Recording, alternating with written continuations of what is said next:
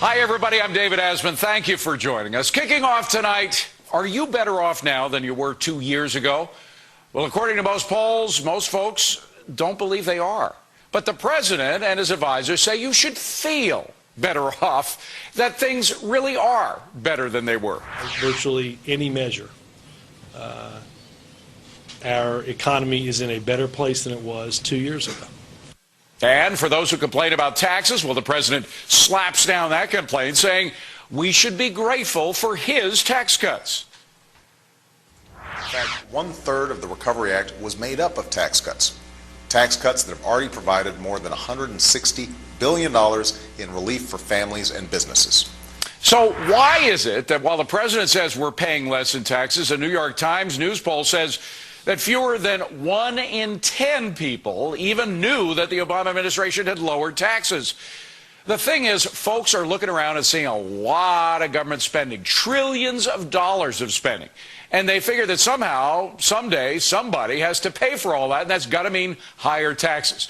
That's why consumers are spending less and why businesses are borrowing less. Folks are socking away what they have, thinking that eventually things are going to get worse. And the fact is that state and local taxes have been going up, way up, leading to smaller paychecks. We're also getting nickel and dime to death by all kinds of hidden taxes, like all those extra taxes tacked onto your phone bill. Have you looked at those recently?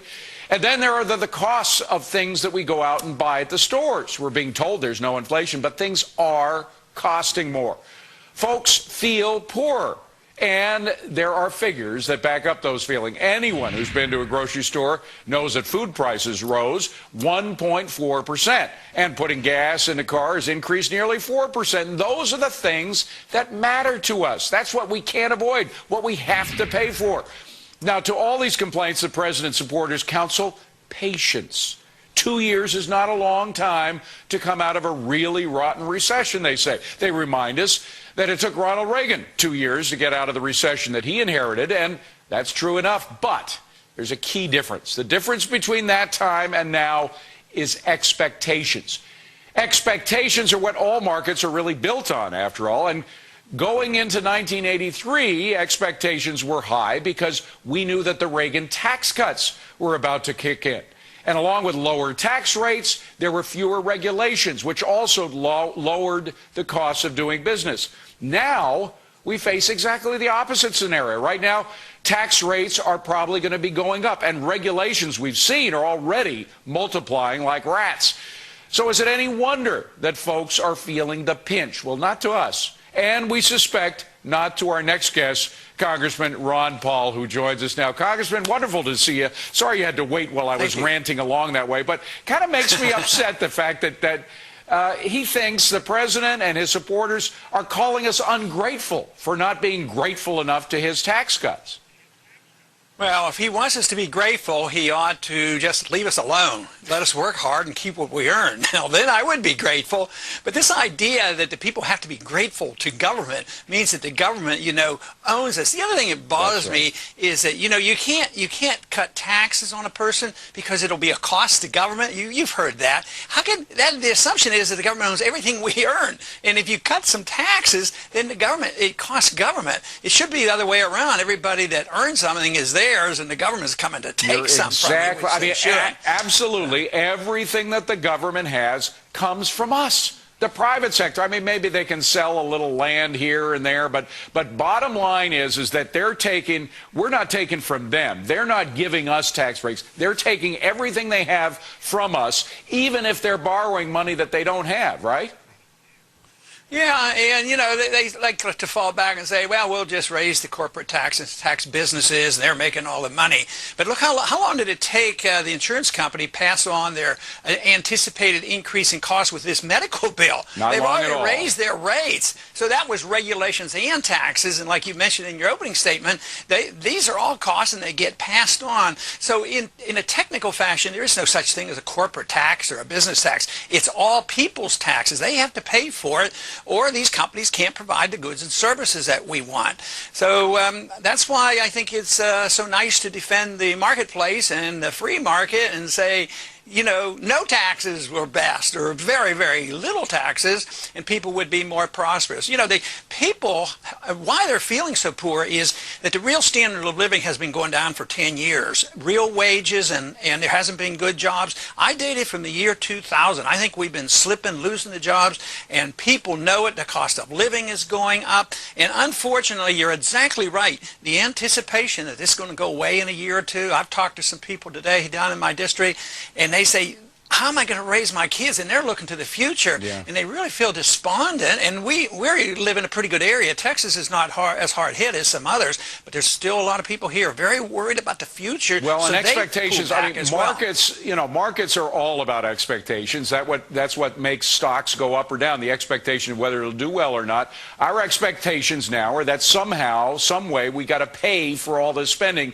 and that usually doesn't mean that they're going to cut something else. That they're going to keep everything the same and charge us more in taxes. But let's drill down a little bit more in the regulation idea, because already we've seen in the health care bill this 1099 provision that forces all businesses to account for every single expense above $600. That means a whole new slew of bookkeeping that small businesses can't afford. The financial regulation bill creates hundreds of new regulations. It has at least 8 new agencies themselves, each one of which will probably hire hundreds, if not thousands, of bureaucrats and create regulations. And then the existing agencies that we have, regulations from things like OSHA are multiplying. We're hearing horror stories from small businesses, mom and pop stores, saying that OSHA inspectors are coming in and drilling in like they never have before.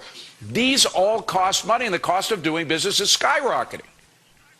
Yeah, and I don't have any trouble condemning that, because it's obvious there's a cost and we shouldn't be doing it. But really what bothers me is philosophically they shouldn't be writing these. The Constitution is pretty clear about only Congress writes the laws, but we create these creatures and then we just turn them loose. And they write regulations, and they are the law. They are the force of law. But I don't think the founders ever intended to have these thousands and thousands of pages in the Federal Register, which are the law. And nobody can read them or understand it. Who can really understand the tax code, let alone all these EPA regulations? And then they say, I wonder why our companies want to go overseas, Right. And we're just chasing them away. It's such a tragedy under these circumstances. Well, and then there is another creature that our founders never envisioned, and that is the Federal Reserve Board, an institution which you love to opine on. They claim, or at least a lot of them, because there is some pushback now from some members of the board, people like Richard Fisher in Dallas and so forth, but they claim that we have no inflation, and that therefore we can take a little more inflation, and therefore we can buy some of this government debt that has been run up by the government to the tune of an extra $100 billion a month. That's what some of these officials are saying. When are we going to feel, have we already begun to feel the effects of this? Because I think we have when we go out shopping. Oh, yeah, I think so. People know that prices are going up. But, that emphasizes the difference between the definition of a Keynesian definition of inflation versus an Austrian. Keynesians say when the prices rise, but prices going up is a consequence of inflation. Inflation is when you increase the money supply. That's right. So we have had inflation. When Greenspan had interest rate at 1%, he did that through inflating the money supply. And just think of what Bernanke has done since then, doubled the money supply. There again, he spent $2 trillion bailing out his buddies. Right now, more than ever, the public needs to hear this. The conspiracy against your money. This is why we're here, so we can address the issue before it's too late.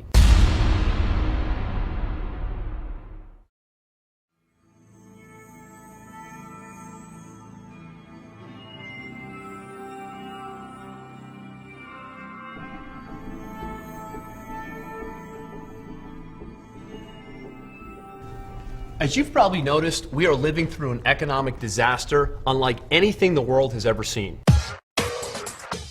People are losing their homes at record rates. Household and government debt is exploding. Good people we love and care about are losing their jobs and their savings. The middle class is shrinking and is in great danger of disappearing altogether.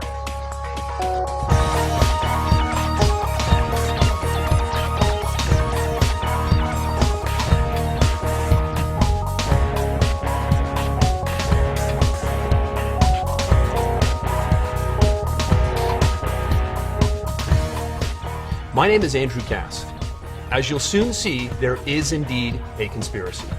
It's been pulled over the eyes of honest, hardworking citizens like you and me by the people in power. They've kept us in the dark far too long, and we've paid for it far too dearly. But now it's our turn, and it's not too late. We know what happened to your money. We know who took it. And if you're the type of person who's willing to take a stand for yourself, with courage, integrity, and a self-made resolve, we know exactly what you can do about it. You see, most will never have the opportunity to pull back the curtain and look behind it like you are about to. By the end of this DVD, you will know who is taking your money and what you can do about it starting today.